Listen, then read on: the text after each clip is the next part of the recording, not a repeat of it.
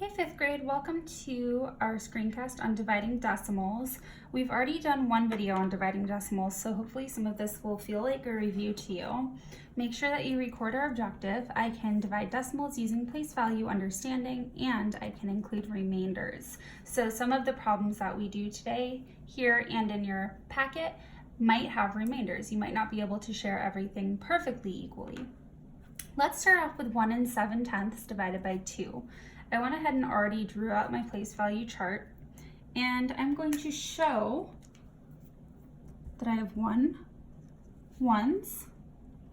7/10. 1, 2, 3, 4, 5, 6, and 7. And I need to break it apart into two groups. So I think part of what was a little confusing last week was how we're using this place value chart space. I'm showing you the problem that they're giving us up here, and then the bottom part of the place value chart is where you're showing, here's where I'm sharing my number in equal groups. So down here I'll have two groups because I'm sharing 1 7/10 with two groups. So I'll have like group 1, group 2. And then we can sort our numbers up here into these two groups down here. Okay, so I'm starting with my ones. We always move from this side of the chart over. And I'm starting with my ones. Can I break 1 up between two groups?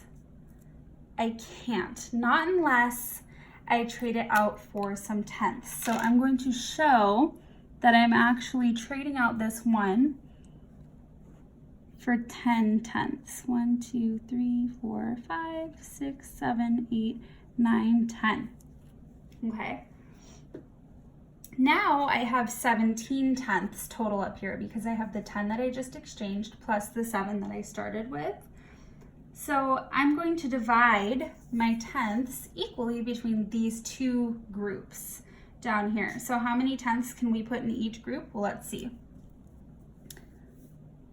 1, 2, 3, 4, 5, 6, 7, 8, 9, 10. Okay, so that just means I used these 10. And I can share these up here. 1, 2, 3, 4, 5, 6, 7. I have 7 left. 1, 2, 3, 4, 5, 6.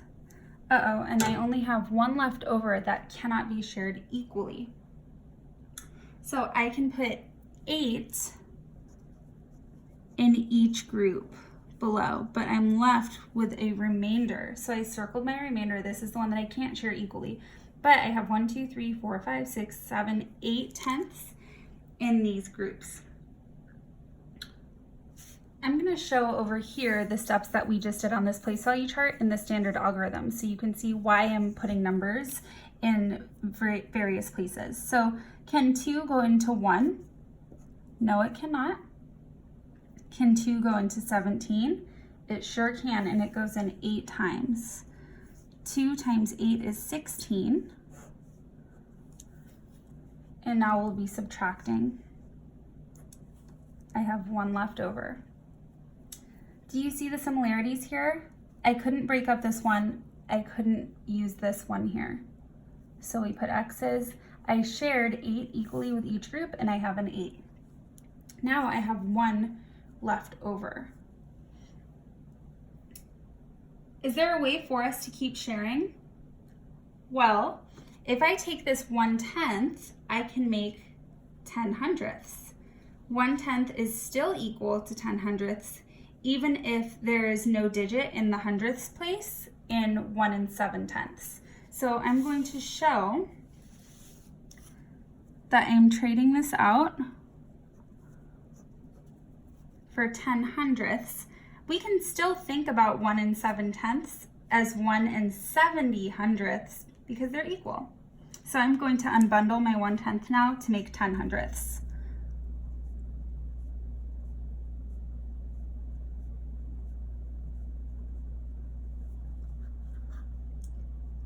Have you changed the value of what we needed to share?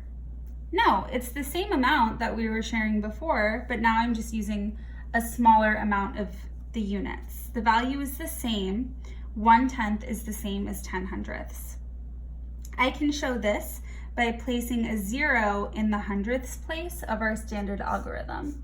So here's my ones place, tenths, and here would be kind of our invisible 0 to show the hundredths place. So I can show the hundredths place even if the original problem didn't give me the hundredths, because that's the same value. All right, now I'll also show after we subtracted. We're almost done with this problem. Now that we have this 10/100ths here, can we divide this between our two groups? How many hundredths would be in each group?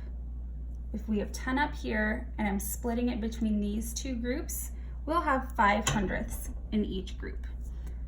If you weren't sure, you could cross one out at a time until you've shared them equally.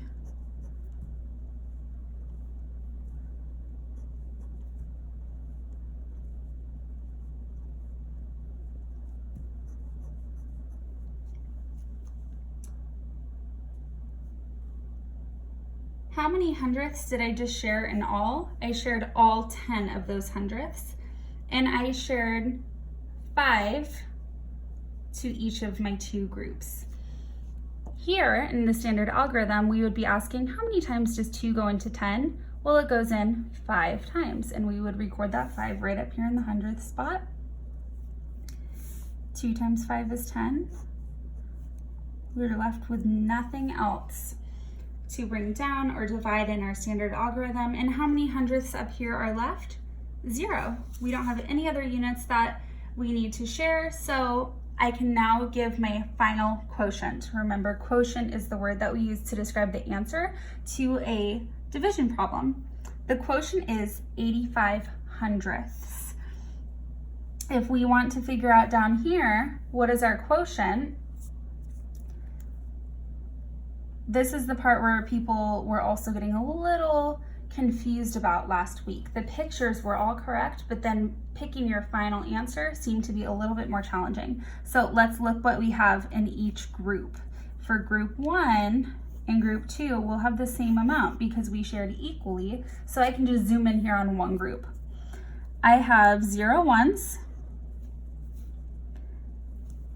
How many do I have in the tenths place? 1, 2, 3, 4, 5, 6, 7, 8. And how many do I have in the hundredths place? 5. So we have 85 hundredths, and that matches our standard algorithm quotient up there. And let's go ahead and look at one more problem using the place value chart like we just did, so that we can build our fluency up with it a little bit. So I have 2 and 6/10ths, and I'm dividing it into groups of 4. I'll leave some workspace up here to show the numbers that we're starting with, and then I'm dividing it into 4 equal groups below.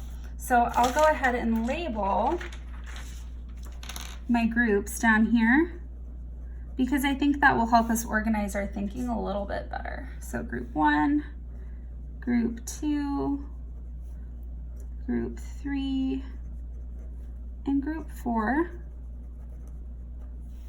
And then I'll separate those with lines. I need to make my place value chart a little bit longer. Okay. So now that I have my space all divided up for sharing equally, I chose 4 groups because it tells me right up in the problem I'm sharing this 2 and 6/10ths equally among 4 groups. So that's why I picked 4 down here. And I'm going to show two whole numbers, 2 ones and 6/10ths. So in my workspace up here, I have 2 ones and I have 6/10ths. 1, 2, 3, 4, 5, 6. They don't give us any hundredths, but remember, we had to add on the 0 up here to represent our hundredths when we exchanged some tenths out earlier. So we might have to do that in this problem too. All right. So I'm going to take my ones and exchange them for tenths. And the reason why I'm doing that right off the bat to begin with is because I know if I have two whole numbers, I cannot share them between 4 different groups. I'll run out after the second group, right? So I'm going to exchange this one for 10 tenths, 2, 3, 4, 5, 6, 7, 8, 9, 10. And I'm also going to exchange this one for 10 tenths. 1, 2, 3, 4, 5, 6, 7, 8, 9, 10. Now I have a whole bunch of tenths that I can share equally between these groups. Maybe we'll have a remainder. Let's see, I have 10, 20, plus the 6 that I started with. So I have 26 tenths that I'm sharing between 4 groups. I'm going to do one at a time until I get as close to 26 as I can. 1, 2, 3, 4, 5, 6, 7, 8, 9, 10, 11, 12, 13, 14, 15, 16, 17, 18, 19, 20, 21, 22, 23, 24. And you know what? I'm gonna have 2 left over. 25, 26, I wouldn't be able to share another round with all 4 groups. So I circled the 2 that I have left over, that's 25, 26, and I can cross out all of the dots that I used, all the other 24 dots that I used. That way I remember that they've already been used up. Okay, now I can take these 2 tenths and exchange them for hundredths. So 1 tenth is equal to 10 hundredths. So I'll draw 10 dots, 2, 3, 4, 5, 6, 7, 8, 9, 10. And I'll draw 10 dots, 1, 2, 3, 4, 5, 6, 7, 8, 9, and 10. And now I'll start sharing those equally among my 4 groups. I have 10, 20 dots total. And I know from my math facts, if I have 20 of something and I'm dividing it into 4 groups, I should have 5 per group. So let's see. 1, 2, 3, 4, 5. 1, 2, 3, 4, 5. 1, 2, 3, 4, 5. 1, 2, 3, 4, 5. If you weren't as sure about your math facts as I just was, you can take the hundredths and do one at a time, just like we did over here. So I have 5 per group. 1, 2, 3, 4, 5. That's that 5. 1, 2, 3, 4, 5. That's my next 5. 1, 2, 3, 4, 5. That's my next group of 5. And 1, 2, 3, 4, 5. That's my final group. So I know I used up all of my hundredths. I don't have any more tenths that I can share because I traded these out and just used them. I have 0 ones in each group. Here I have 1, 2, 3, 4, 5, 6 tenths. If I did this correctly, I'll have 6 in all my other groups too in the 10th spot. 1, 2, 3, 4, 5, 6. 1, 2, 3, 4, 5, 6. 1, 2, 3, 4, 5, 6. Perfect. And then I put 5 hundredths. So if we check with our standard algorithm over here, we should get 65 hundredths as our answer. And let's take a look. How many times does 4 go into 2? Well, it doesn't, and remember we had to cross that out over here as well. How many times does 4 go into 26? 4, 8, 12, 16, 20, 24, 28. So if I go 7 times, that's 1 group too many. So it goes in 6 times. 6 times 4 is 24, and I subtract that. 6 minus 4 is 2. And 2 minus 2 is 0. Okay, so now I have my pretend hundredths zeros. Remember, like we added in the last problem.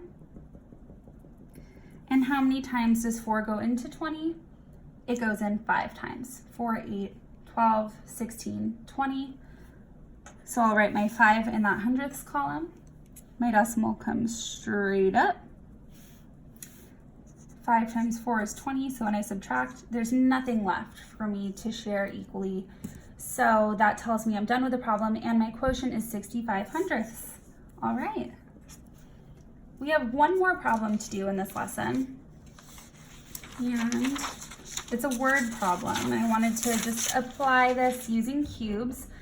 Jose bought a bag of oranges for $2.82. He also bought 5 pineapples. He gave the cashier $20 and received $1.43 in change. How much did each pineapple cost? Okay, well, first of all, let's use cubes, hashtag cubes. We need to circle all the numbers that we see. 282, 5, 20, 143. Underline the question. How much did each pineapple cost? Okay. B, box any words that tell us the operation. Also usually tells me that we're gonna add. He gave the cashier $20. He received change. Okay, so that tells me I might have to subtract. And how much did each pineapple cost? That tells me I'm going to be dividing. Okay, and then a strategy that we'll be using is the bar diagram. This might look familiar to you. You can go ahead and get this set up. While you're getting it set up, I will tell you that the reason why I didn't cross anything out was because I need this information down here. I need to know about the oranges. I need to know what he gave the cashier. So that's the reason why I kind of ignored the E and kind of went on to the S in cubes. This whole bar model represents all of Jose's money, okay? I know that he spent money on oranges. Some of that money went toward pineapples, and I know some of the money is represented in the change that he gets back from the cashier. So I broke up this rectangle into 3 pieces to show that. Some of his money's oranges, some's pineapples, some's change.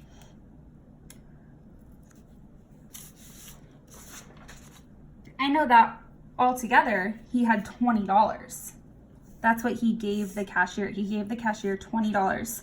So this whole brick altogether has to add up to $20. If I go over $20, I know that I did the problem incorrectly. I know that for the oranges, he spent $2.82 and he received $1.43 in change. It's the pineapples that I don't know. I don't know how much the pineapples cost altogether, let alone how much each one cost. So this is a multi-step problem, and the first thing I have to do is figure out how much did those pineapples cost altogether for all of them.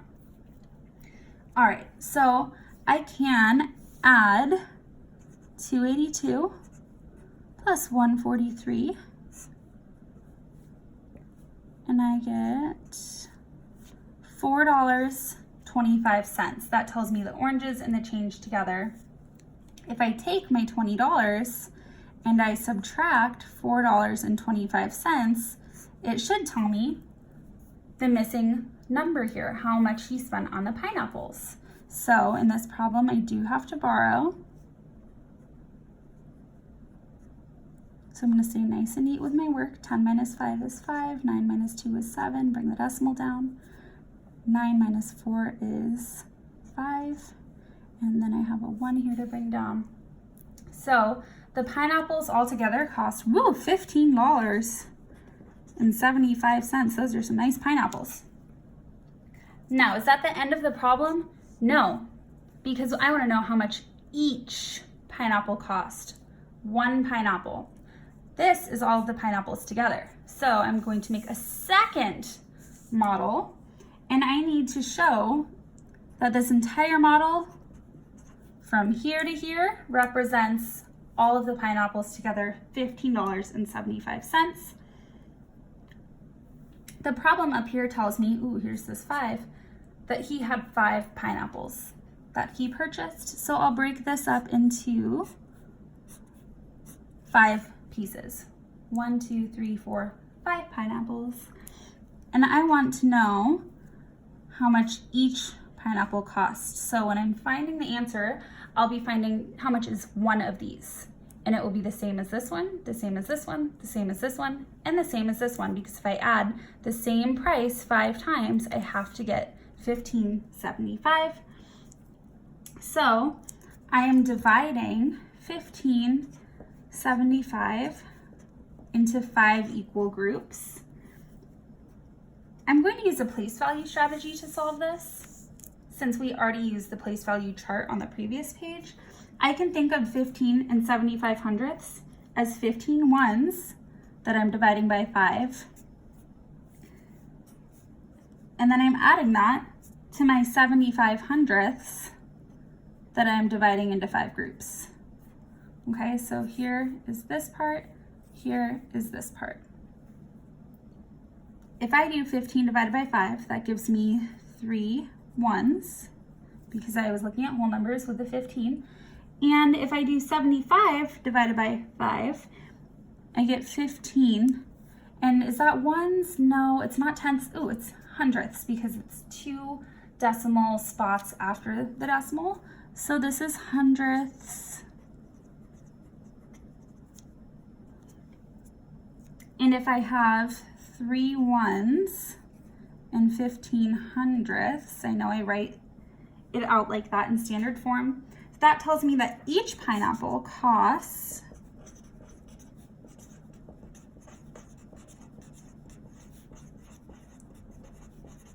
$3.15. Using estimation, I know that's correct, because if I just did 3 times 5, that would get me around 15. All right, before you get your packets, I do want you to write down A, B, and C down here. And I want you to solve them with somebody at your table. You can check your work using estimation. I'll even let you check A, B, and C using a calculator, but when you get to your packet, no more calculator. I just want to make sure that we have the skill down before we're applying it to bigger problems with longer factors and word problems. Thanks so much.